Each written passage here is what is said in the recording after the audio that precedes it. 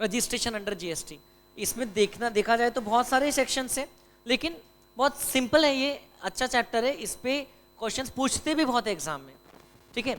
तो रजिस्ट्रेशन के लिए एक तो टर्नओवर क्राइटेरिया है, अगर आपका टर्नओवर कितने अमाउंट के ऊपर क्या तो रजिस्ट्रेशन लेना ही पड़ता है नॉर्मली, 20 लैक्स है ना, 20 लैक्स के एक्सीड करता है तो आपको रजिस्ट्रेशन लेना पड़ता है। कहाँ पर, जो भी स्टेट से आप टैक्सेबल सप्लाई करना चाहते हैं वो स्टेट में, और 4 स्टेट से मा मी त्रिना, वहां पर क्या देखते हैं 10 लैक्स इंस्टेड ऑफ 20 लैक्स। अगर वो स्टेट में से आप टैक्सेबल सप्लाई करना चाहते हैं तो फिर 10 लैक्स चेक करेंगे। एग्रीगेट टर्नओवर देखते हैं हम लोग, विच इंक्लूड्स, जो हम लोग ने चैप्टर सी में डिस्कस किया, which includes all supplies except inward supply on which reverse charge is applicable and except GST, but aggregate turnover includes exempt supplies as well, बराबर है, exports ये सब include होता है। then turnover criteria ये है, अब उसमें 40 lakhs का भी criteria आ जाता है कभी कभार।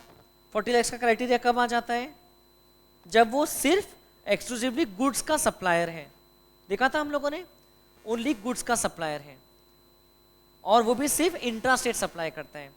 तो ये देखिए क्या होता है, 40 लैक्स का बेनिफिट किस किस को नहीं मिलता है, मामी त्रिना को नहीं मिलता है, यूएस मार्क को नहीं मिलता है, तो उनको जो 10 या 20 का बेनिफिट था उतना ही अवेलेबल रहेगा। ओके, पौंडीचेरी, पुडुचेरी एंड तेलंगाना को नहीं मिलता है, they have not opted for that, तो 20 लैक्स ही रहता है। बाकी सभी स्टेट्स इंक्लूडिंग ये JHA बोले तो Jammu Kashmir, Himachal and Assam and any other state और यूनियन टेरिटरी, उनके लिए क्या है 40 लैक्स है थ्रेशोल्ड, क्योंकि एक सेपरेट नोटिफिकेशन के थ्रू ये बेनिफिट मिलता है। नोटिफिकेशन नंबर आई थिंक 10/2019 है क्या, 10/2019 है ना। देन ओनली सर्विसेज के प्रोवाइडर्स के लिए तो 10 लाख या 20 लाख का ही रहता है, उनके लिए 40 लैक्स का थ्रेशोल्ड नहीं रहता है। जो सर्विस प्रोवाइडर्स है 10 लाख फॉर मामी त्रिना, बाकी सबके लिए 20 लैक्स। इंटरस्टेट भी सप्लाई कर सकते हैं। जो गुड्स प्लस सर्विसेज प्रोवाइड कर रहे हैं उनके लिए क्या रहेगा, भले ही सिर्फ इंट्रास्टेट है तो उनके लिए क्या रहेगा, नॉर्मली 20 लैक्स और मामी त्रिना में 10 लैक्स, सर्विस वालों के जैसे। इंटरस्टेट अगर आप सप्लाई करते हो, गुड्स अगर इन्वॉल्व है उसमें, तो without any threshold criteria of amount आपको रजिस्ट्रेशन लेना पड़ेगा। इंटरस्टेट अगर आपने 5 रुपए का भी सप्लाई किया तो आपको रजिस्ट्रेशन लेना पड़ेगा, समझ रहे क्या। बस सर्विसेज के केस में इंटरस्टेट में भी छूट दी गई है टर्नओवर क्राइटेरिया में, राइट, टर्नओवर क्राइटेरिया के हिसाब से। ये फिर ये तो हो गया पूरा हमारा टर्नओवर का। उसके अलावा और किस किस को रजिस्ट्रेशन लेना मैंडेटरी है, तो जो ऑलरेडी रजिस्टर्ड था जीएसटी के पुराने वाले लॉ में उसको मैंडेटरी है। ट्रांसफर ऑफ बिजनेस, जो गोइंग कंसर्न ऑलरेडी रजिस्टर्ड था जीएसटी में, पूरा बिजनेस दूसरे को ट्रांसफर कर रहा है, दूसरे एंटिटी को विद अ सेपरेट पैन, तो वो उसको भी रजिस्ट्रेशन लेना पड़ेगा। अमलगमेशन और डीमर्जर ऑफ कंपनी, अमलगमेटेड या रिजल्टिंग कंपनी को रजिस्ट्रेशन लेना पड़ेगा, याद है कि नहीं। टैक्सेबल पर्सन की डेफिनेशन क्या है, पर्सन हु इज रजिस्टर्ड और liable to be registered. Registered person की डेफिनेशन क्या है, जो रजिस्टर्ड है बट यूनिक आइडेंटिटी नंबर वाले इसमें एक्सक्लूड हो जाते हैं। अब बताइए इसमें और कौन से पर्सन को कंपलसरी रजिस्ट्रेशन था, जो इंटरस्टेट सप्लाई करते हैं except pure supplier of services, क्योंकि उन लोगों को एक एक्सेप्शन है, उनको 10 लाख या 20 लाख का लिमिट मिल जाता है। Casual taxable person, NRTP, reverse charge अगर आपको एप्लीकेबल है, देन ई-कॉमर्स ऑपरेटर में अगर आपको टैक्स पेबल है ना, then persons who make taxable supply of goods or services or both on behalf of other taxable person whether as an agent or otherwise, तो उनका टर्नओवर 20 लाख के ऊपर नहीं भी गया, लेकिन वो दूसरे के बिहाफ पे सप्लाई करते हैं तो उनको खुद को रजिस्ट्रेशन लेना पड़ेगा। देन ये भी और केसेस थे जो आपके सिलेबस से कटे हैं, तो अपन उस पर अभी नहीं जाएंगे। कौन कौन एग्जेम्प्ट है रजिस्ट्रेशन के रिक्वायरमेंट से, तो जिनका सप्लाई पूरी तरह एग्जेम्प्ट है या टैक्सेबल है ही नहीं, जैसे कि सिर्फ अल्कोहलिक लिकर का सप्लाई कर रहे हैं या सिर्फ हेल्थ केयर सर्विसेज का सप्लाई कर रहे हैं जो एग्जेम्प्ट है, तो इस केस में आपको रजिस्ट्रेशन ले नहीं लें। Agriculturist to the extent of supply of produce out of cultivation of land, agriculturist को भी रजिस्ट्रेशन लेने की जरूरत नहीं है इरिस्पेक्टिव ऑफ हिज टर्नओवर, क्योंकि उसका टर्नओवर एग्जेम्प्ट में आता है, लेकिन अगर वो प्योरली एग्रीकल्चर का ही काम करता है तो उसको रजिस्ट्रेशन लेने की जरूरत नहीं, अलग से भी दिया है। देन जो ओनली रिवर्स चार्ज वाले सप्लाई करता है, लाइक उसके सप्लाई पे सिर्फ रेसिपिएंट टैक्स भरते हैं, तो सप्लायर को रजिस्ट्रेशन लेने की जरूरत नहीं है। कैजुअल टैक्सेबल पर्सन जो कि हैंडीक्राफ्ट गुड्स का सप्लाई करते हैं, प्रोवाइडेड कि टर्नओवर 20 लाख के अंदर है, वो थ्रेशोल्ड क्राइटेरिया के अंदर है। Then job workers interstate supply कर रहे हैं, उनके लिए भी 20 लाख का ही थ्रेशोल्ड दिया है, बाकी सब सप्लायर्स के लिए भी वही दिया है। और ये जो नोटिफिकेशन है ये बहुत इंपॉर्टेंट है, 40 lakhs वाला जो हमने डिस्कस किया, ये किस किस को अवेलेबल नहीं है, ये सब टाइप के सप्लायर्स को, आइसक्रीम, पान मसाला, टबैको, ये आपके वाले आइटम है ना पूरे, आइसक्रीम, पान मसाला, टबैको, इसमें एरेटेड वाटर नहीं है स्ट्रेंजली, उधर कंपोजिशन स्कीम में एरेटेड वाटर भी था। Then fly ash bricks, fly ash aggregate, bricks of fossil meals, building bricks, earthen और रूफिंग टाइल्स, ये बाद में अलग से इंसर्ट हुए थे 2022 के अप्रैल में, ठीक है। Persons taking compulsory registration under section 24, उनको तो 40 lakhs का मिलेगा नहीं, उनको तो 10-20 लाख का भी नहीं मिल रहा है, ठीक है। और वो जो 8 स्टेट्स है, मामित्रिना, यूएसमा एंड पुडुचेरी एंड तेलंगाना, उनको लिए अवेलेबल नहीं। या जो पर्सन वॉलंटरीली रजिस्ट्रेशन लेना चाहता है तो फिर उसको 40 lakhs का थ्रेशोल्ड नहीं मिलेगा, वॉलंटरीली आना चाहते तो आ जाओ, कोई मना ही नहीं है, समझ रहे क्या, ऐसा। देन रजिस्ट्रेशन में इसके बाद में हम लोग ने क्या पढ़ा, प्रोसीजर फॉर रजिस्ट्रेशन, 30 दिन आपको टाइम मिलता है लाइबल होने के बाद में अप्लाई करने के लिए, राइट।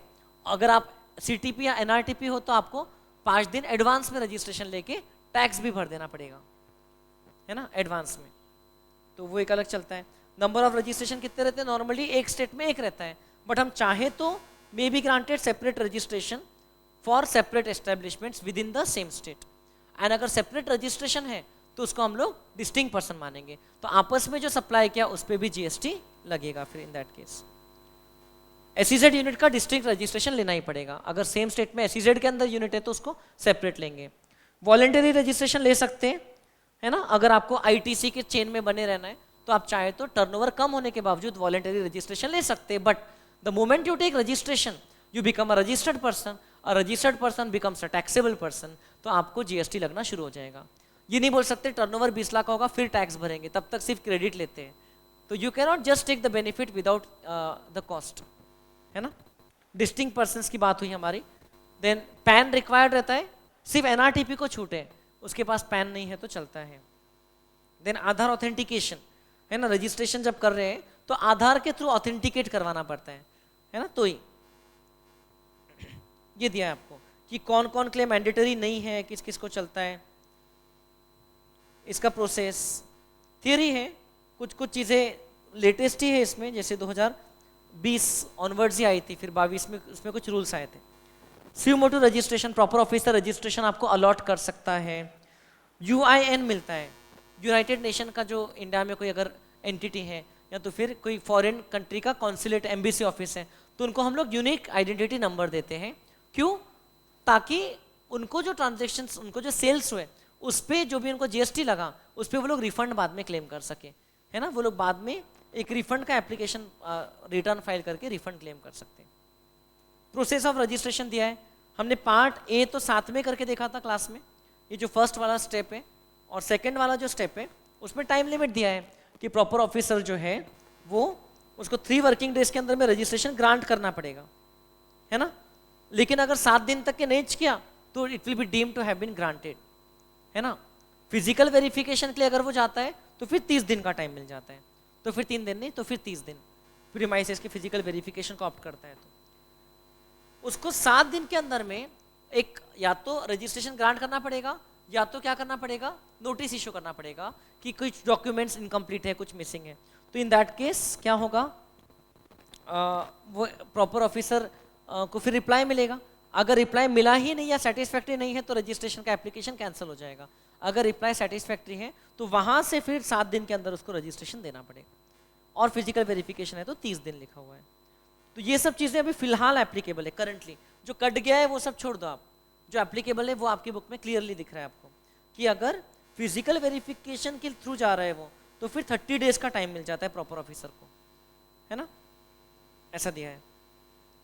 और अगर पर्सन का आधार ऑथेंटिकेशन नहीं किया या उसने आधार ऑथेंटिकेशन ऑप्ट नहीं किया या प्रॉपर ऑफिसर को लगता है कि फिजिकल वेरिफिकेशन करना चाहिए तो फिर 30 डेज तक के टाइम रहता है उसको, ओके। और वो 30 डेज में अगर एक्शन नहीं लिया फिजिकल वेरिफिकेशन के केस में, नॉर्मल केसेस में 7 दिन तक के, और रिप्लाई आने के बाद में 7 दिन तक के, ठीक है, एक्शन नहीं लिया तो registration will be deemed to have been granted. तो उस केस में क्या होगा, 15 डिजिट का रजिस्ट्रेशन नंबर दिया जाएगा और फिर उसको रजिस्ट्रेशन सर्टिफिकेट भी इशू कर देंगे। इफेक्टिव डेट ऑफ रजिस्ट्रेशन की अपने बात किया, अगर 30 दिन के अंदर अप्लाई कर दिया रहता था तो इफेक्टिव डेट क्या है, जब वो लायबल हुआ था, और 30 दिन के बाद अगर अप्लाई किया तो जब ग्रांट हुआ, और वॉलंटरी रजिस्ट्रेशन तो डेट ऑफ ग्रांट ही रहेगा, date of issue of certificate. Then ये सब ठीक है, रजिस्ट्रेशन डिस्प्ले करना है। फिजिकल वेरिफिकेशन, ठीक है, प्रॉपर ऑफिसर को लगता है कि फिजिकल वेरिफिकेशन जरूरी है ना, पहले या बाद में, रजिस्ट्रेशन के वक्त भी जहां आधार ऑथेंटिकेशन फेल हो गया या ऑप्ट नहीं किया, या तो फिर बाद में उसको लगता है कि करना है तो कर सकता है फिजिकल वेरिफिकेशन, उसको रिकॉर्ड मेंटेन करना पड़ेगा, ठीक है, 15 वर्किंग डेज के अंदर में डॉक्यूमेंट सब अपलोड करना पड़ेगा। बैंक अकाउंट डिटेल फर्निश करना पड़ता है, ठीक है, as per the form REG। ये REG 06 मिलता है, उसके बाद में आपको बैंक अकाउंट में भरना है और बैंक अकाउंट का डिटेल 45 डेज के अंदर में अपडेट करना है आपको, ऐसा है। देन CTP NRTP, ये एक अपने आप में इंडिपेंडेंट मतलब एक सेक्शन है 2 पेज का। क्या है इसमें कि जो ओकेजनली ट्रांजैक्शंस कर रहा है दूसरे जगह पर जाकर के, CTP actually stays in another state and comes to the state occasionally for undertaking certain transaction in the course of business। तो CTP को टैक्स भरना पड़ता है इन एडवांस, है ना, CTP NRTP दोनों को रजिस्ट्रेशन भी लेना पड़ता है इन एडवांस, ये उनकी खास बात है, और इनको कोई थ्रेशोल्ड लिमिट वगैरह का बेनिफिट नहीं मिलता है, बराबर है। NRTP तो इंडिया के भी बाहर रहता है, उसका इंडिया में भी कोई प्लेस ऑफ बिजनेस या रेसिडेंस नहीं है, तो ये इनकी डेफिनेशन है। प्रायर रजिस्ट्रेशन इज रिक्वायर्ड, इनका सर्टिफिकेट लिमिटेड पीरियड के लिए वैलिड रहता है, normally 90 days or as applied whichever is less, which can be further extended for more 90 days। अगर एक्सटेंड किया और लाइबिलिटी एस्टिमेटेड है तो वो भी पहले से पे करना पड़ेगा। NRTP के लिए क्या बोला है कि self attested copy of passport plus उसका ऑथराइज सिग्नेटरी, उसका application sign by authorise signatory जिसके पास वैलिड पैन है। इसलिए देखो मैंने आपको तब मार्क करवाया था कि जब आप रिवाइज करोगे तो सिर्फ मार्क्ड वाली एरियाज पढ़ के भी बहुत फास्ट हो जाती है चीज़ें, और एडवांस डिपॉजिट तो करना ही पड़ता है, ठीक है। रजिस्ट्रेशन के अमेंडमेंट से संबंधित है कि अगर ये कोर एरिया का चेंज है, नाम, पता या पर्सन, इनका कोई चेंज है, एंटिटी का लीगल नेम या address of the principal place और एनी प्लेस और पर्सन, तो फिर आपको डॉक्यूमेंट वगैरह सबमिट करके अप्रूवल लेना पड़ेगा, तो फिर 15 दिन का टाइम लगता है उसमें, ठीक है। लेकिन अगर नॉन कोर एरिया का चेंज है, आपने रजिस्ट्रेशन पर्टिकुलर में कुछ बताया, वो कुछ चीज चेंज हो रही है, तो फिर जैसे आप कौन सा सप्लाई करते हो वो चेंज हो रहा है, अगर नेचर ऑफ बिजनेस कुछ चेंज हो रहा है तो वो नॉन कोर एरिया है, तो वो चेंज कर सकते हैं, वो आपने जब एप्लीकेशन सबमिट किया तो चेंज हो जाता है, ऑनलाइन होता है सब प्रोसेस, ओके। और जो नाम, पता और पर्सन वाला चेंज है, की पर्सन वाला, तो वो 15 वर्किंग डेज के अंदर में प्रॉपर ऑफिसर को आपको देना है, फिर जो उसको अप्रूव कर देगा या तो फिर डॉक्यूमेंट फर्दर मांगेगा। देन कैंसिलेशन ऑफ रजिस्ट्रेशन, ये भी अपन ने देखा कि हम खुद भी कैंसिल करवा सकते हैं, ओके। कौन से सर्कमस्टेंसेस में, बिजनेस डिसकंटिन्यू हो गया या कॉन्स्टिट्यूशन चेंज हो गया, हमने कन्वर्ट कर लिया, या तो फिर no longer liable to be registered और opting out of the registration, voluntary लिया था तो खुद ओके, या तो फिर प्रॉपर ऑफिसर कैंसिल कर सकता है। इसमें क्या लिखा है, suo motu, proper officer can suo motu cancel, very important. देखो 1 2 3 4 बार एग्जाम में आ चुका है क्वेश्चन ये वाले सर्कमस्टेंसेस में, तो आपको ध्यान रखना पड़ेगा कि कौन से डिफॉल्ट्स हैं यहाँ पर, याद रखने वाली बातें इसमें से कौन सी है, ये तो करना ही है। इसमें अगर रेगुलर वाला है तो कंटिन्यूस मंथली रिटर्न फाइलर है तो 6 मंथ तक की रिटर्न फाइल नहीं किया, और क्वार्टरली वाला है तो 2 कंटिन्यूस टैक्स पीरियड, मतलब 2 कंटिन्यूस क्वार्टर तक रिटर्न फाइल नहीं किया, QRMP वाला है तो, कंपोजिशन लिवी वाला है तो 3 महीने ड्यू डेट ऑफ रिटर्न के बाद 3 महीने तक रिटर्न फाइल नहीं किया तो उसका रजिस्ट्रेशन कैंसलेबल है, कैंसिल होने के लिए लायबल है। मैं वही देख रहा था डेट 29 मार्च में मैंने रिटर्न फाइल किया कि नहीं किया, फिर याद आया मैं क्वार्टरली स्कीम में हूँ, एकदम कई बार पढ़ाते याद आता है अरे अपना कंप्लायंस हुआ है कि नहीं हुआ है, नहीं तो अपना ही कैंसिल कर देगा। देन बिजनेस कमेंस नहीं किया, फ्रॉड वगैरह के थ्रू रजिस्ट्रेशन लिया था, या इस टाइप का कोई कॉन्ट्रावेंशन किया है, बिजनेस वहाँ से कंडक्ट नहीं कर रहा है जो प्लेस दिखाया है, या डमी इनवॉइस इशू कर रहा है ना, या तो फिर एंटी प्रॉफिटियरिंग को वायलेट कर रहा है, बैंक अकाउंट डिटेल फर्निश नहीं किया है, आईटीसी वायलेशन में अवेल किया है जो अलाउड नहीं है वो, ओके, या तो फिर आउटवर्ड सप्लाई की जो डिटेल है वो ज़्यादा बता रहा है और रिटर्न में कम बता के कम पे टैक्स भर रहा है, तो उसका कैंसिल कर सकते हैं registration. Okay, rule number 86B जो कि आगे है वो वायलेट करता है तो उसका रजिस्ट्रेशन कैंसिल कर सकते हैं। देन कैंसिलेशन का प्रोसीजर दिया है, अगेन वही प्रोसीजर, कभी भी कोई अनफेवरेबल एक्शन लेंगे तो उसको एक मौका देंगे, अपॉर्चुनिटी ऑफ बीइंग हर्ड, और उसके बाद में उसका कैंसिलेशन करेंगे। ठीक है, then there is this concept of suspension of registration. अब आपको समराइज कर करके ऐसा इस टाइप का हेडिंग एंड उसका डिटेल्स ऐसा दिया हुआ है।